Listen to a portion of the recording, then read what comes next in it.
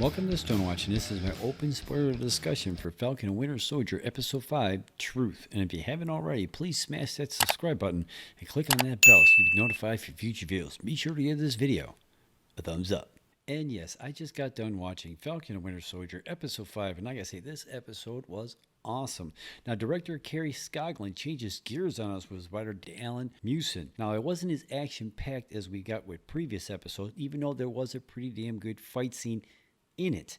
Now, and the rest of it was actually pretty good too, but it wasn't as action-packed as compared to other episodes. Now, we have a runtime of 61 minutes in this, longest one we've had so far. And we even got an end credits scene in this that just ramps up on how epic next week is going to be. Now, I have to say that the fight scene between Walker, Falcon, and Bucky was pretty damn cool. Now, it wasn't like a big grand spectacle compared to the other fight scene we got in previous episodes, but it was pretty damn awesome nonetheless. I mean, it was more of an enclosed space type fighting. There was no chance of any collateral damage whatsoever. So it's just pretty much the three of them. They're all going at it, trying to get possession of the shield. Now, eventually, Bucky and Falcon do end up winning the fight. They break Walker's arm and they knock his ass right out.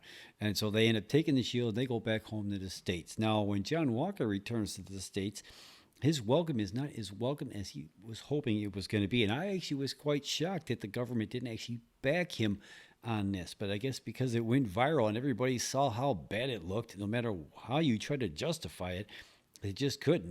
They fired him. They stripped him of the title of Captain America and all his benefits. As a you're out of here. And even when he tried to explain to them the situation, they weren't buying it. They're like, no, there was rules of engagement and you broke it. You're done. That's it. I mean, there was no question. Now, when he was sitting outside the council chambers and what have you, trying to reflect on what happened, he gets approached by a brand new character. Now, this character actually was supposed to make an appearance for the first time in the prequel Black Widow film, which is coming out this summer. But because of the whole pandemic and everything got shuffled up. So we get to meet her for the first time in this series. The character's name is Valentina Allegra de Fontaine. Now, she's being played by the actress Julia Louis-Dreyfus, and she did a pretty awesome job. Now, I don't really know much about this character from the comics, on the fact that she's a S.H.I.E.L.D. agent, and her first appearance was in Nick Fury, Agent of S.H.I.E.L.D., feature in the Strange Tales issue 159 from 1967. Now, that's pretty much where I stop with her backstory, because I know it's going to be different here in the MCU anyway. They're going to kind of reimagine it, kind of shuffle up a little bit to make it more fresher. Obviously, a lot more newer than from 1967, right? I thought she did a pretty damn good job of selling who she was. I mean, you could definitely tell she's not a good guy. And I wonder what kind of call she's actually going to give John Walker when the time comes, even though the card that they gave Walker and his wife and stuff like that, there was nothing on it. Probably got to look underneath a blue light or black light or something, right? Now, one of the first places that Sam visits upon his return to the States is Baltimore, Maryland, going to visit Isaiah Bradley again, searching for, I don't know, answers, maybe advice on what to do next. Now, we did find a little bit more about Bradley's backstory on what happened to him and the other men that were experimented on with different forms of the serum. He goes on to say that the ones that survived were sent out into the field to fight in the Korean War, and some were actually captured and were being held in POW camps. Now, the government was planning on bombing these POW camps with the super soldiers in it to get rid of the evidence of what they were up to. Bradley goes in and he rescues them, busts them out of the camps that they were being held at, and brings them back. Instead of being welcomed like Steve Rogers was when he rescued Bucky in the 101st and bringing them back in World War II with almost a ticket tape parade, he didn't get that welcome like Rogers did. He got thrown into prison and experimented on for the next 30 years. Eventually, they told his wife that he died, and he still refuses to help Sam. And you know what? Considering what the man has been through, you really can't blame him. You know what I mean?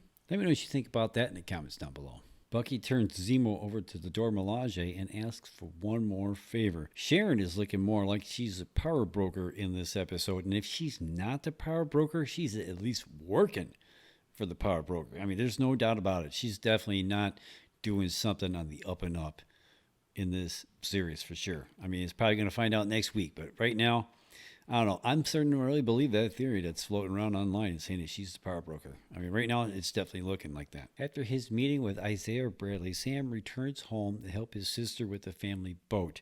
They call in all their favors to all the neighbors, and everybody comes running to give a helping hand, and even Bucky shows up to help out as well. Now, Sam starts doing like a lot of intense training, get ready to use the shield, and he's like practicing with the shield. He's like fighting, he's like using trees as like targets and what have you. Now, this was a pretty good, awesome scene to watch him train and get ready to get better and better at using this thing, but it was, maybe it's just me, but it was almost kind of like a Rocky training montage, and the only thing that was missing was Survivor rocking out in the background. Is it just me? Now, I thought that the scene where we had Falcon and Bucky, they're like pretty much like playing catch with the shield as they're bouncing it off of trees and everything, and they're having this like heart-to-heart talk and what have you, and Falcon is being like the counselor that he is, because like when we first meet him in Captain America, he was like a counselor to vets and stuff like that. So it's kind of like comes natural to him. And as he's talking to Bucky, they're talking about like the names that are in his book. He's like, you don't even have to go and visit all of them.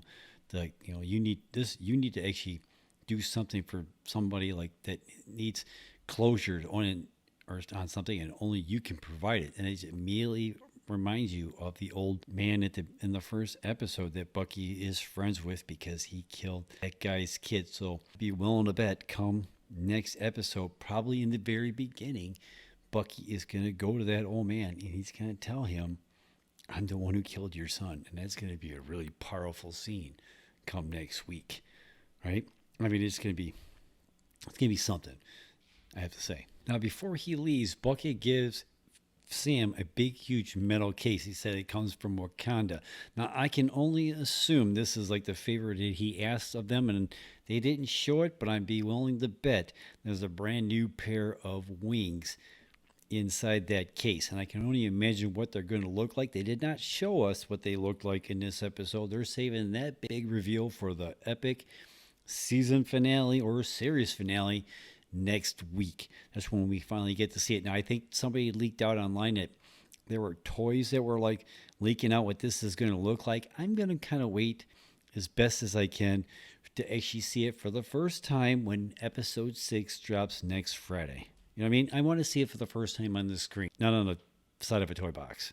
You know what I'm saying? Carly and the Flag Smashers plan an attack on the GRC as they go to make their vote on what I believe is called like the Patch Act, when they're trying to bring all the people that were returning back from the Blick back to their states and their hometowns and what have you, and kind of put them back right where they were before everybody disappeared. Now, this is an obvious target for them to use. Even Joaquin informed Sam that he's getting a lot of hits in New York, and he automatically knew what was going to go on. He goes, the kicker in this is that George St. Pierre returns again as Batroc. Now, he was freed from prison with the help from Sharon Carter. Now, I don't know if she's the power broker or not, but she's definitely doing things that's not cool. She's definitely not helping out the good guys, not in any way, shape, or form. So I don't know if she's the power broker, but she's definitely doing things that doesn't make it look good. No, I wanted to bring this up. John Walker did go visit Lamar's family and then let them know that their son had passed away, and kind of tell them what happened, but he didn't tell them the complete truth. He told them that the man that he killed was the one that was responsible for Lamar's death. Now, that's only partially true.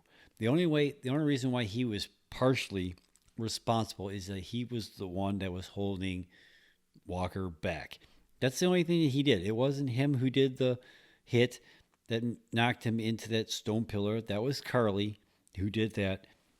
We know that that's what happened. It wasn't him. It was Carly that actually did it. But that man was the one that held him back, that kept him from helping out Lamar. So I guess it's kind of true. Now, in the end credits scene that we get in this episode, we find John Walker making his own shield out of scrap metal, and he's going to put his medals of honor on it. I'm not sure if he's going to put all 3 of them on it. They kind of showed that he was like laying out at least one that I saw that he was going to have on it. Now, my question is, or one of my many questions that when it comes to John Walker, when he shows up in the epic fight that we're going to get next week in episode 6 with Falcon, Bucky, the Flag Smashers, and he's going to show up because, that's just the way they're setting this all up to be. We're going to have a huge epic fight come next week. Who's he going to show up as? Is he going to be claimed to be Captain America? Is he going to be U.S. agent? Is he going to be Super Patriot? Or is he going to have a brand new alias that we don't even know about yet? You know what I mean?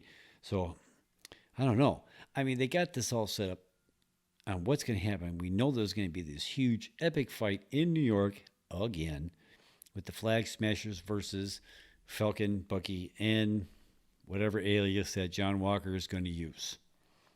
So I don't know how this is all going to play out, but I cannot wait to see how this all plays out. So I don't know. Did you watch episode 5 for Falcon and Winter Soldier?